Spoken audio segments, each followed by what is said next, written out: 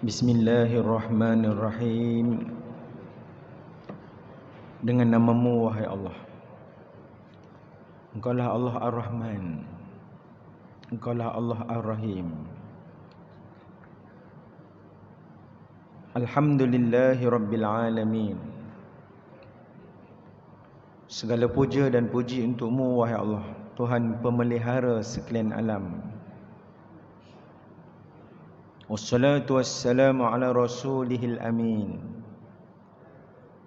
Selawat serta salam penuh cinta dan kasih, hormat ta'zim kepada baginda Nabi sallallahu alaihi wasallam,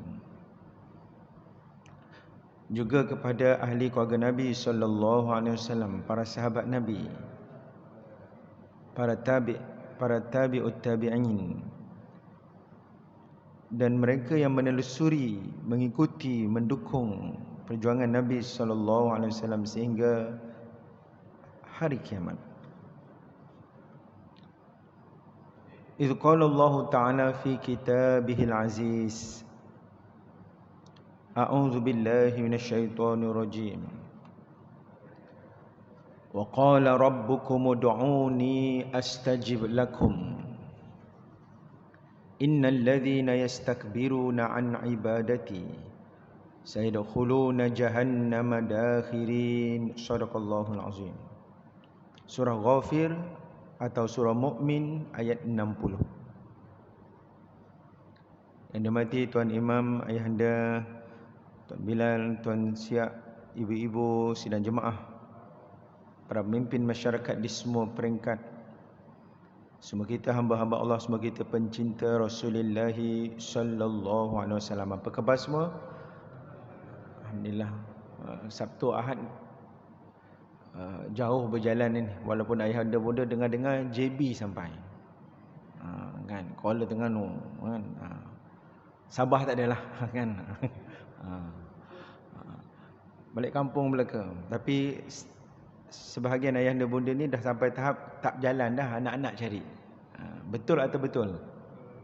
Kan nak ke mana dah? Tak larat dah. Alhamdulillah hari ini masih lagi dalam doa. Buku ini disusun semasa PKP. Ini kenang-kenangan saya masa PKP. Kita terlalu dekat dengan doa. Kita berdoa bukan semasa PKP sahaja. Masa PKPP pun kita doa. Kita berdoa bukan di dalam masjid sahaja. Kita berdoa di luar masjid. Kita berdoa bukan semasa hujan sahaja. Waktu hujan mustajab doa ni. Betul. Tetapi waktu tidak hujan juga kita berdoa. Kita berdoa bukan di Makkah, di Madinah. Bukan musim haji, bukan masa umrah. Kita berdoa di luar Makkah. Kita berdoa di serambi Mekah, di Kelantan. Kita bukan doa sahaja di Kelantan, di luar Kelantan pun kita berdoa. Bukan doa di Aceh sahaja, di Jakarta pun gitu. Nak beritahunya, kita sentiasa berdoa. Kita sangat dekat dengan ibadah ini. Kalau boleh saya upgradekan dari segi perkataan, bahkan dia lebih hebat daripada itu, institusi doa. Dia satu institusi. Kita boleh berdoa secara jamaah dan kita boleh minta Tuan Imam tolong doa panjang sikit. Kita ada satu hajat besar hari ini. Itu yang kita buat solat hajat. Ada masa solat hajat khusus untuk yang di Pertuan Agong kita. Kan sakit. Kita buat solat hajat untuk ahli karya kita yang sakit. Itu besar tu.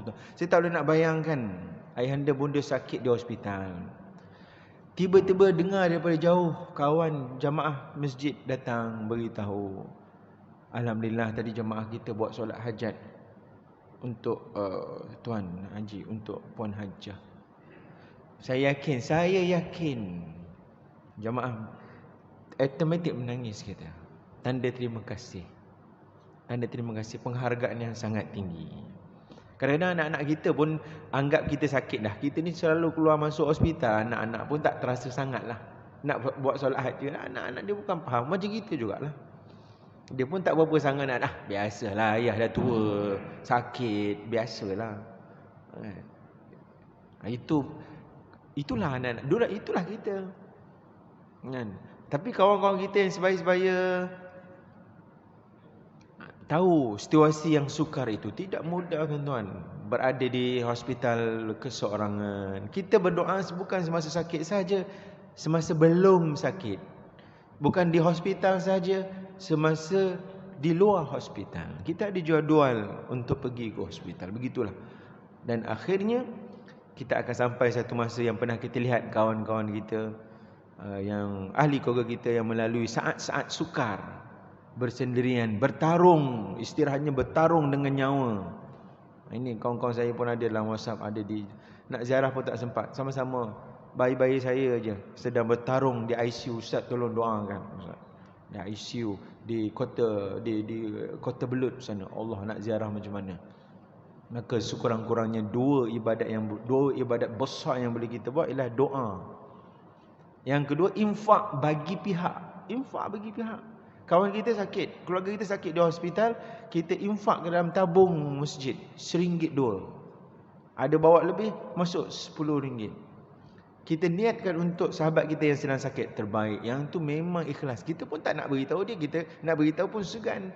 Dan tak ada keperluan pun kita nak beritahu. Itu yang terbaik. Saya selalu sebut, mengingatkan diri saya tentang dalam umur-umur kita macam ni, kita tak tahu macam mana cara nak appreciate, menghargai sebuah persahabatan. Dulu agak-agak muda bolehlah kita belanja makan. Sekarang ni macam-macam dah tak boleh nak makan. Jom makan. Masalah lah. Baguslah sahabat kita ni selalu belanja makan. Payah dah kita nak, sebab semua kita dah boleh buat sendiri dah, boleh makan sendiri, nak belanja banyak. Antara yang terbaik yang boleh kita buatkan, doakan kawan kita bizahril ghaib, dengan keadaan dia tak tahu, kita mendoakan dia. Kita infak bagi pihak dia. Dia boleh je infak kawan kita ni, tapi dia sakit sekarang ni, kita infak bagi pihak dia. Masya-Allah tabarakallah.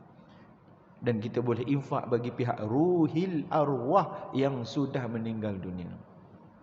Kalaulah ruhil arwah boleh WhatsApp kita, boleh beritahu, boleh bercakap dengan kita, tolonglah carilah jalan, tolong bayar hutang saya, tolong infak bagi pihak saya, tolong bayar dam saya dulu pergi umrah, saya pernah pergi haji tak terlupa nak bayar dam, tolong bayar dam, tolong buat badal haji. Yang kalau dia belum buat badal, tolong banyak benda nak minta dia tolong. Macam mana kita tahu fakta ini? Dalam kita belajar agama ni, ada tuntutan agama yang kita mesti selesai semasa hidup. Tiba-tiba kita tak dapat selesaikan. Dengan manusia pun tak sempat. Antara yang paling dekat hutang. Ni umur-umur ayahanda bonda ni, kod ada hutang. Ingat betul-betul. Kalau ada, catat, kemas-kemas, beritahu pada waris. Dalam keadaan kita berusaha keras, berusaha sangat bersungguh untuk segera melunaskan hutang kita. Hutang ini hutang lapuk. Dulu kita tak boleh bayar sebab dulu kita bekerja 20-30 tahun. Sekarang dah umur sekarang ni dah boleh bayar dah sebenarnya. Tapi mungkin ada beberapa kekangan, dan kekangan itu kita boleh selesaikan. Jangan tunggu urusan itu diuruskan oleh anak-anak kita yang tak tahu betapa pentingnya hutang itu diselesaikan. Dan itu pun perkataan pertama, jenazah ada kat depan ni.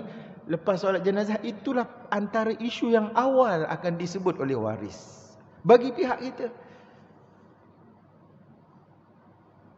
Terima kasih jemaah solatkan untuk jenazah ayahanda saya, dan saya bagi pihak keluarga waris menyatakan jika ada hutang yang belum diselesaikan. Nampak tu, antara yang awal yang belum diselesaikan oleh arwah. Saya nak tunggu satu perkataan yang sangat cantik daripada satu waris, dan saya cuba untuk diri saya. Alhamdulillah, terima kasih solat jenazah untuk arwah ayah saya, dan arwah ayah saya sudah clear sebelum meninggal dia dah sebut saya, dia tidak ada hutang dah. Namun kod ada tuan-tuan ni, sila. Oh, terbaik. Apa lagi nak buat? Kita dah sampai hampir 40-50 tahun kita mencari harta, dan tiba satu masa dalam hidup kita untuk kita nak kata apa, nak agihkan balik harta itu kepada yang sepatutnya kita lakukan. Hatta dalam pembayaran zakat, kod-kod kita ada dulu, ada waktu kita meniaga dulu, ada satu masa kita tak bayar zakat. Kita terlepas pandang, ada cerita terlepas pandang ni, kita cover balik. Mungkin kita boleh rujuk kepada pihak pejabat zakat macam mana, kita cerita dengan dia biar dia tolong kira kan. Kita nak kira kan ada biasnya. Cerita dengan pegawai zakat ni, mereka dilatih untuk mengira bagaimana zakat. Contoh yang paling dekat sekarang ni, anak-anak muda kita ramai berniaga, semua dapat juta-juta ni berniaga online ni. Ini bayar zakat je, cara nak kira ni complicated. Serahkan dirimu kepada pegawai zakat, adalah cara nak kira. Yang itu bukan kita punya.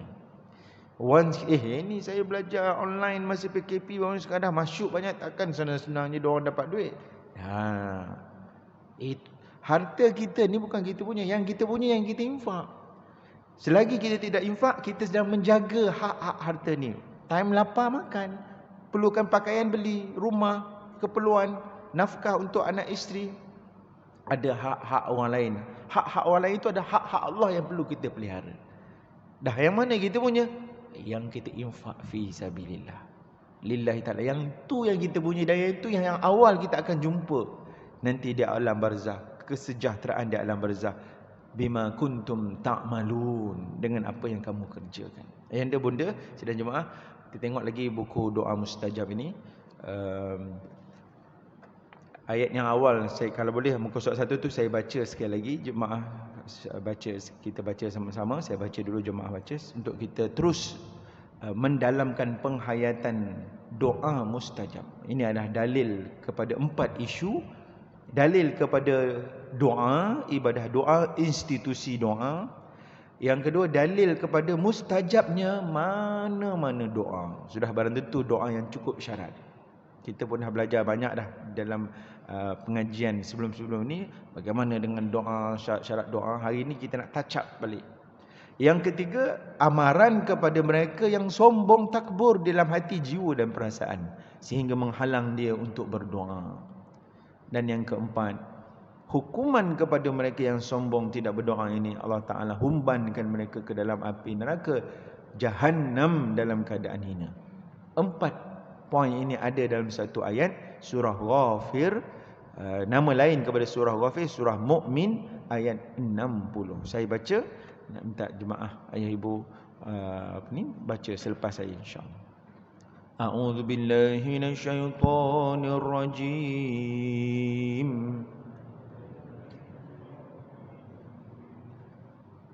Bismillahirrahmanirrahim.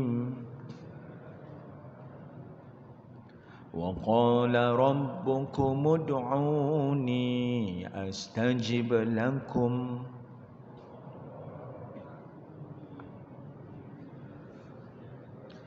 Innal ladzina yastakbiruna an ibadati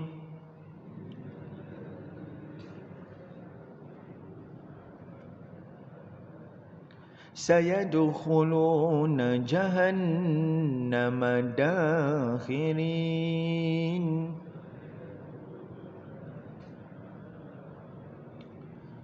وَقَالَ رَبُّكُمُ ادْعُونِي أَسْتَجِبْ لَكُمْ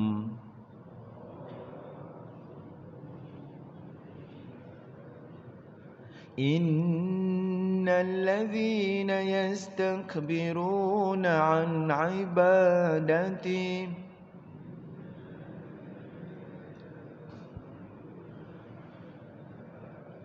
sayadkhuluna jahannama dakhirin.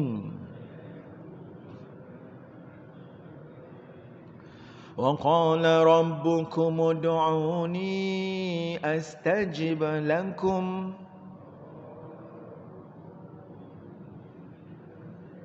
innal ladzina yastakbiruna an ibadati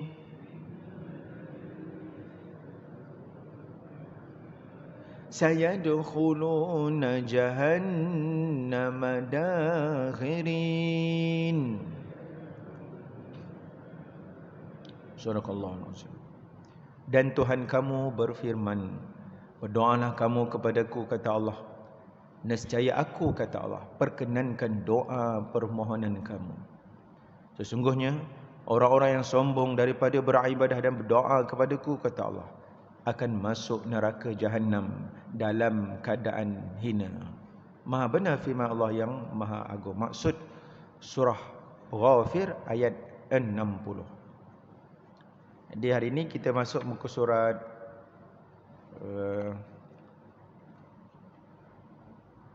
muka surat 9. Ada doa bawah tu. Doa berkaitan dengan cinta. Doa berkaitan dengan cinta. Ada jemaah tanya doa ni, Ustaz saya payahlah nak hafal-hafal doa yang dalam mana-mana buku lah. Jawapannya ialah kita boleh berdoa dalam bahasa yang terjemahan tu, ambil yang terjemahan. Terjemahan nak kena hafal ke? Tak dapat hafal, pegang baca pun tak apa. Ataupun akhirnya dalam bahasa kita sendiri, bahasa kita ni payahlah. Orang sini boleh, orang sini. Berapa-apa jemaah kita memang dia dah biasa doa, dia boleh buat dalam bahasa dia sendiri dan bahasa tu berasa macam dekat. Ya Allah, aku hamba-Mu. Aku hamba-Mu yang berdosa, wahai Allah. Pandanglah aku dengan pandangan maghfirah dan rahmat-Mu, wahai Allah. Ampunkanlah dosaku. Kurniakanlah rahman dan rahim-Mu kepadaku sepanjang hayatku, wahai Allah. Bahasa-bahasa yang sendiri, yang ini kena lama, kena habis baca-baca macam ni. Akhirnya bila kita selalu berdoa, dia mari Allah Ta'ala hadiahkan kepada kita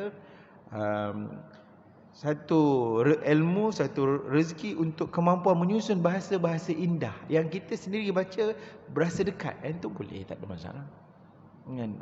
Jadi tapi kita kena mulakan dengan kita baca, kita dekat, ulang, bahkan menjadikan suatu kebiasaan kita berdoa dengan doa-doa di dalam Al-Quran yang merupakan doa para Nabi dan para Rasul. Ada doa yang bukan doa para Nabi dan para Rasul, doa yang sendiri Allah Ta'ala ajar sebagai suatu doa kepada umat Nabi Muhammad sallallahu alaihi wasallam. Antara yang paling dekat dengan kita yang kita selalu baca, Rabbana atina fid dunya hasanah wa fil akhirati hasanah wa qina adzabannar.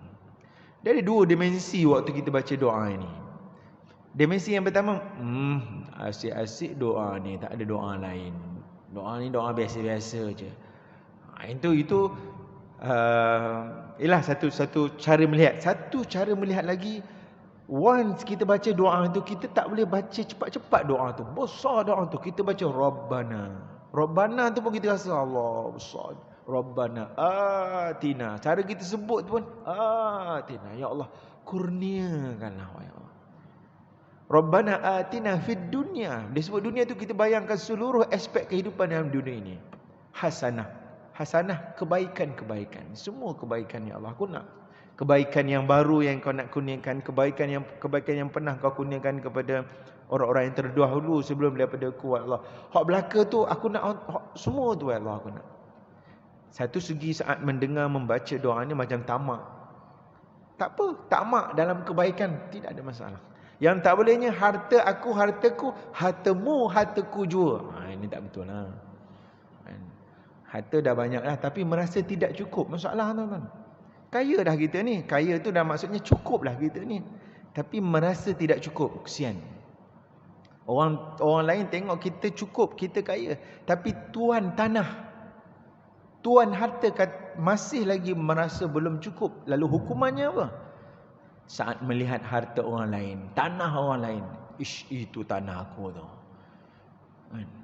Lalu berlakulah kronologi kezaliman yang begitu panjang. Dan itulah antara asbab. Ada orang tanya, Ustaz ni kenapa ni gelombang ketiga, gelombang kedua, gelombang ketiga dah COVID-19 ni, diorang ni tak patuh SOP ke? Saya kata betul. SOP yang paling besar ialah berlaku pelanggaran kepada SOP berkaitan dengan hukum hakam Allah. Ada orang tak semayang. Sebelum PKP datang, COVID datang, PKP ni ada orang semayang, alhamdulillah. Ada yang masih lagi istiqamah tak semayang. Masih lagi mengekalkan tidak bertaubat pada Allah. Allah Ta'ala murka dan Allah Ta'ala hantar penyakit-penyakit sebagai suatu walanuziqannahum minal azabil adna. Kami timpakan mereka azab yang dekat, azab di dunia.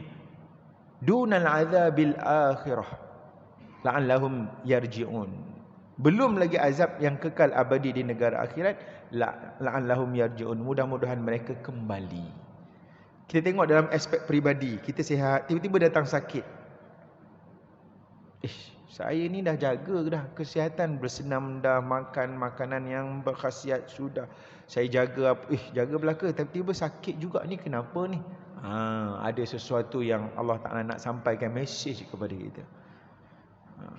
Kita pun tadi, ya Allah, ada dosa yang aku lakukan dalam keadaan tak sengaja, astaghfirullahalazim, ampunkanlah dosa aku, Allah. Masa sihat, istighfar kita tak berapa banyak. Ada banyak lah, tapi ada depan tu tak berapa banyak. Tapi waktu sakit, agak banyak kita beristighfar. Ini suatu hikmah yang besar. Sakit memberikan suatu keinsafan bagi kita. Betul, kita sakit mungkin 6 hari, 6 minggu, 6 bulan. Pada sudut pandangan orang yang sihat, rasa macam malang je orang sakit tu.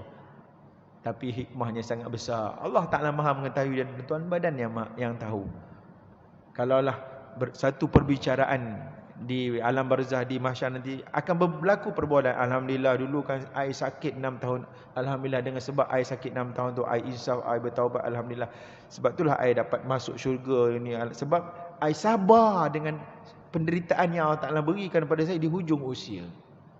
Betul, waktu I muda-muda dulu banyak, yalah tak betul, tapi Alhamdulillah dengan kesabaran yang I tunjukkan di hujung usia, dengan sakit yang Allah Ta'ala kurnia, I melihat dengan cara yang betul sakit dan ujian yang Allah Ta'ala timpakan kepada I. Alhamdulillah, syukur. Dan itu yang sepatutnya. Betul, waktu kita senang, sihat, muda dulu, kita tak berapa syukur. Berlakulah pelanggaran-pelanggaran SOP hidup beragama. Namun rupanya dengan datangnya ujian sakit, yang saya kronologikan secara peribadi, kemudian dikembangkan sakit yang kena pada masyarakat insaf, dunia insaf.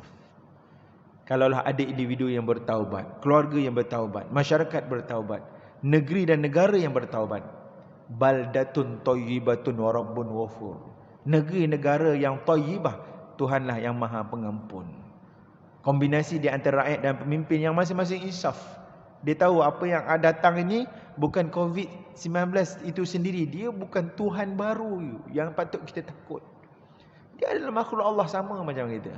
Sama macam matahari yang kita lihat kejap lagi. Syuruk bila? Syuruk belum ada lagi. Sama kita lihat bulan pada malam tadi, agak berawan sikit. Tapi dia makhluk yang tidak nampak. Kesannya sangat hebat. Tidak sedikit mereka yang kena dengan penyakit COVID-19 ini kembali kepada Allah. Dan saya dengar jauh-jauh dengan COVID-19 ni, tidak sedikit orang yang memeluk agama Islam. Masya Allah, tabarakallah. Yang dah Muslim menjadi mukminah yang baik. Mati dalam keadaan mendapat fatwa. Kita semua sudah tahu, mati dalam keadaan COVID-19, orang-orang Islam yang beriman ini, fatwa sudah pun dikeluarkan, syahid akhirat. Syahid akhirat. Itu fatwa secara umum. Secara peribadi, kita ambillah kesempatan yang kena sakit COVID-19 ini, yang kebanyakannya lah adalah mangsa keadaan. Mana ada pembawa, dia mangsa keadaan, dia pun tak tahu. Namun dengan sebab kena penyakit ini, dia orang yang menjadi dekat kepada Allah. Dia cari buku doa, semua doa cari sakit. Ustaz tolong hantar pada saya semua doa tentang sakit. Banyak kan doa sakit dalam buku apa khabar sakit itu, sikit sangat. Memang disetapkan supaya ringan. Kalau nak tulis panjang, supaya senang bawa, senang baca. Nanti kita buatlah siri kedua, siri ketiga, siri keempat. Tuan-tuan dan jemaah, mari kita tengok muka surat 9 ni ada satu doa yang boleh kita amalkan. Yang ada dua doa. Doa yang atas tu kita dah baca hari tu. Boleh kita baca sekali lagi pada hari ini. Doa ni boleh terus kita amalkan. Doa ni sudah pun berusia 1400 tahun. Lama. Doa ni sudah lama, dan sayang kita yang baru sekitar 40 tahun, 50 tahun ni tak baca doa ini. Sayanglah. Kalau boleh, semua doa yang pernah dia ajarkan kepada para sahabat Nabi, semua saya nak baca, Ustaz. Saya nak cari buku tentang doa. Baru ni saya ada jumpa buku doa tebal ni, buku Arab tebal ni, yang cetakan baru punya. Allahu Akbar. Ini kecil sangatlah. buku doa ni kecil sangat lah. Ni tebal ni, Masya Allah. Tak ada grafik, lagi tebal lah. Yang ni ada grafik-grafik, jadi nampak ringan. Dihidangkan supaya ringan, supaya kita dapat belajar dan membaca. Dan tuan-tuan mungkin ada tanya, buku ni memang tak disusun macam buku. Ni sebenarnya ni bukan buku. Penyusun menyusun buku ni supaya jemaah boleh baca tak semestinya daripada muka surat 1. Tak semestinya. Jemaah contohlah dapat buku ni, saya nak baca macam mana ni? Dia terus buka terus buka contoh muka surat 11, terus sampai muka surat 11. Sebab dia tengok ada gambar api. Ni apa ni api ni? Jemaah ni terus baca muka surat 11 sahaja. Jawapannya memadai. Buklet ini disusun supaya orang tak terbeban membacanya. Tak semestinya baca dalam muka surat 1, tak. Just dia baca muka surat 11 je, lepas tu dia tutup. Besok dia buka muka surat lain pula. Boleh dan boleh difahami begitu saja. Memang tujuan disusun macam itu. Tidak ada syarahan secara detail sebab ini bukan buku dan bukan majalah. Boleh dibaca secara santai. Bukalah muka surat mana-mana pun, kita boleh tengok teks dia yang dibesarkan. Dia bukan macam kitab kuning, kitabnya kecil tulisannya, besarkan tulisan. Dan just boleh jadi perbincangan, bincang-bincang dengan kawan-kawan, dan boleh dijadikan sebagai bahan kuliah. Serahlah kepada ustaz-ustaz untuk syarahkan dia macam mana. Dan tuan-tuan pun dah tahu dah doa hindari neraka. Contoh muka surat 11 ini, Rabbana srif anna azab jahannam inna azabaha kana gharama. Ya Allah, ya Tuhan kami, jauhkan kami dari azab neraka Jahannam. Sesungguhnya azabmu itu kebinasaan yang kekal. Terbuka dah muka surat 11 ni. Saya baca, jemaah ikut. Ini ayat Quran. Bismillahirrahmanirrahim. Rabbana srif anna azab jahannam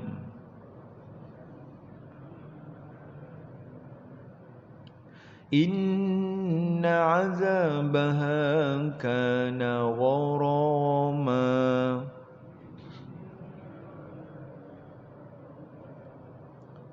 Rabbana srif anna azab jahannam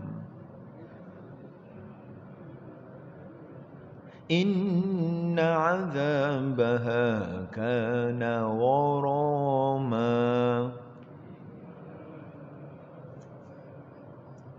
Rabbana srif anna azab jahannam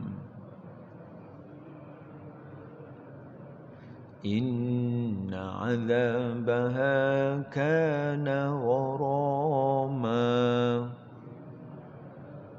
Sadaqallahul azim. Ya Allah, ya Tuhan kami, jauhkan kami dari azab neraka Jahannam. Sesungguhnya azabmu itu adalah kebinasaan yang abadi, kebinasaan yang kekal. Allahumma ajirna minan nar, Allahumma ajirna minan nar, Allahumma ajirna. Once kita baca doa-doa tentang neraka ni, tentang hindari neraka, baca 3 kali. Sebab ada hadis Nabi SAW menceritakan tentang doa neraka Jahannam. Neraka Jahannam ni pun berdoa juga. Bila dia neraka Jahannam tahu, dengan cara Allah Ta'ala beritahu kepada neraka Jahannam tahu ada orang berdoa macam kita doa tadi 3 kali. Lalu berkatalah neraka Jahannam dalam versi doa, Ya Allah, Ya Allahumma ajirhu minan nar. Ya Allah, selamatkan fulan yang berdoa tadi itu daripada aku. Oh tuan-tuan, sayangnya, kasihnya Allah kepada kita. Allah Ta'ala perintahkan, dah setting dah program dah. Neraka ni, bila kita doa hindari dia 3 kali, pilihlah mana-mana versi. Versi atas boleh, versi tengah boleh, versi yang bawah ni boleh. Doa bahasa Malaysia pun tak apa. Ya Allah, hindarilah aku dari neraka-Mu, Ya Allah. Hindarilah aku dari neraka-Mu, Ya Allah. Hindarilah aku daripada neraka-Mu, Ya Allah. Neraka-Mu itu kalau masuk, binasanya kekal, Ya Allah. 3 kali kita doa tu, neraka pula berdoa. Reaction. Banyak orang buat YouTube reaction. Buat ada satu reaction. Ini neraka, reaction dia kepada mereka yang berdoa menghindari api neraka. Bahkan dalam kitab Durratun Nasihin ada cerita. Ada perbincangan ulama kata hadis ni hadis palsu. Hadis lemah. Ada satu orang yang rajin dengan doa macam ni, tiba-tiba termasuk neraka. Entah macam mana. Neraka terus kecut. Jadi api semua shut down. Apa hal jadi macam ni? Malaikat mengadu, ya Allah, ada orang yang rajin baca doa ni termasuk dalam neraka. Nak beritahunya orang yang betul-betul faham dengan doa ini. Bukan sekadar doa saja. Takut ada yang salah faham. Kalau macam tu Ustaz, saya buat maksiat, saya baca doa ni. Lepas tu saya buat maksiat, saya baca doa ni. Tak jadi. Jangan, itu salah faham dia panggil. Kan?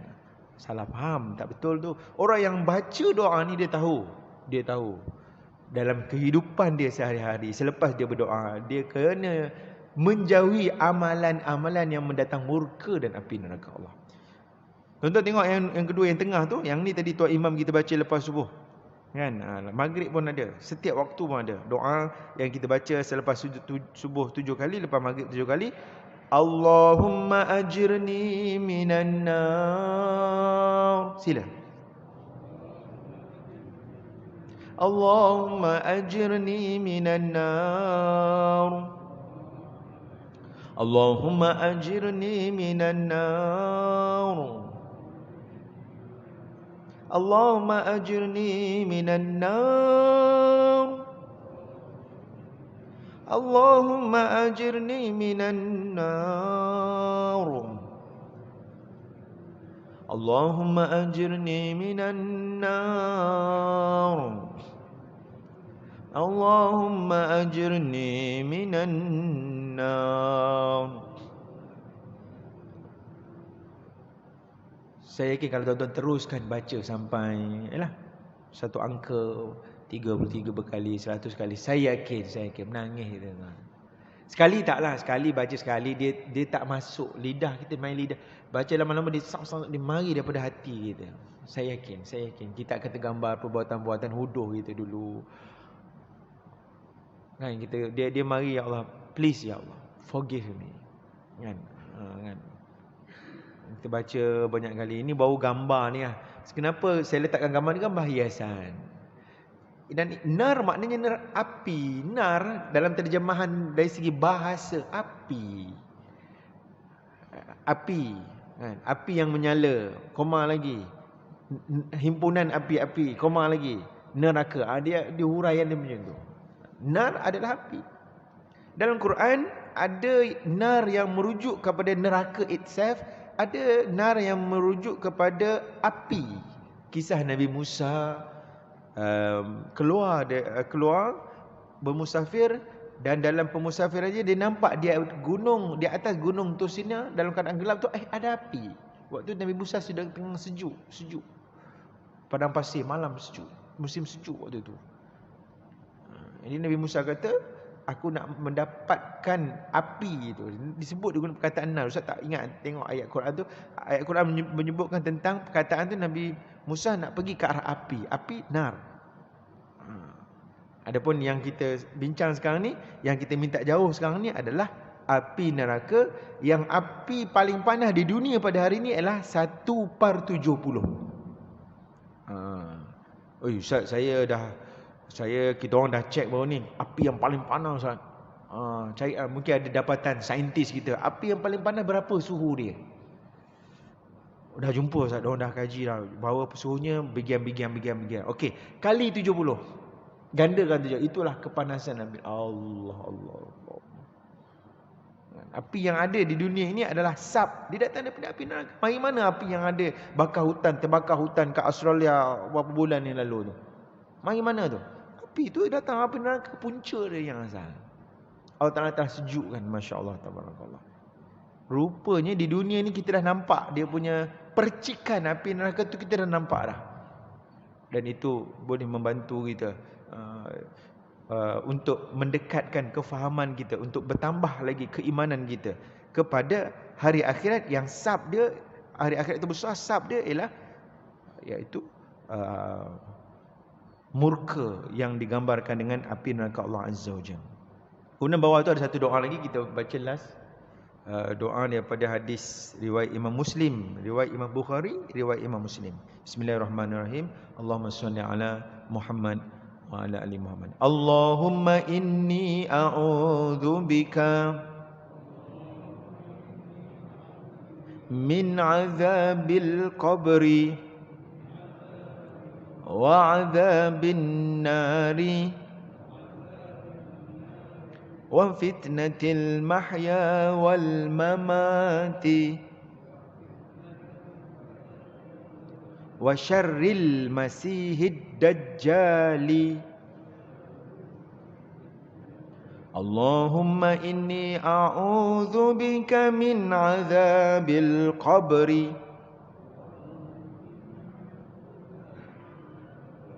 wa 'adzabin nari wa fitnatil mahya wal mamati wa syarril masihid dajjali. Allahumma inni a'udzu bika min 'adzabil qabri wa 'adzabin nari wa fitnatil mahya wal mamati wa syarril masihid dajjali. Surah Rasulullah sallallahu alaihi wasallam. Ya Allah, aku memohon perlindungan-Mu dari siksaan kubur, siksaan neraka, siksaan ketika hidup dan mati, dan selamatkanlah kami dari fitnah Al-Masih Ad-Dajjal. Hadis riwayat Imam Bukhari, hadis riwayat Imam Muslim. Dua-dua ni kalau bergabung, dia menjadi hadis muttafaqun alaih. Dia ada hadis yang Imam Bukhari sahaja meriwayatkannya tanpa Imam Muslim, dan ada kelompok ada pula Imam Muslim sahaja tanpa Imam Bukhari. Namun ada hadis-hadis yang kedua-duanya meriwayatkan. Kedua-dua meriwayat ni kuatlah. Namanya hadis muttafaqun alaih. Amalkan hadis ini, doa ini, kan, sebab besar fadilat dia. Beritahu kepada anak-anak menantu, beritahu anak-anak menantu kita, dan berikanlah buku ni sebagai hadiah. Ustaz nak beritahu awal-awal, dan inilah Ustaz beritahu buku ni bukan dijual, tak jual. Takut kadang benda ni boleh jadi fitnah pula. Ustaz ni datang ni jual buku ni. Tak jual. Tuan-tuan tak payah bayar pun tak apa. Sebab bukan bayaran, bukan menjual beli, dia infak. Dia adalah infak. Niatkan infak, niatkan untuk ruhi arwah ustaz dan tim yang susun ni. Memang buat buku ni, waktu cetak ni pun ada orang infak dah. Ada orang infak. Jadi ideanya supaya infak tu berpusing, supaya boleh cetak lagi dan bagi. Jadi tuan-tuan bagi tu adalah infak.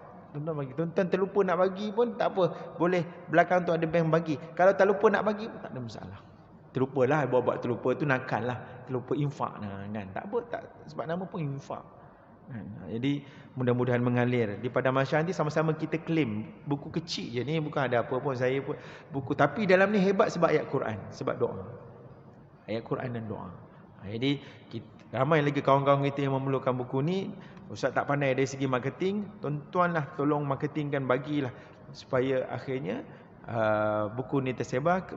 Memang bukan ada pasti ada kekurangan dalam penyusunan buku ni. Saya dah dapat feedback daripada jemaah-jemaah bagi feedback. Kita akan baiki pada cetakan kedua nanti insya-Allah.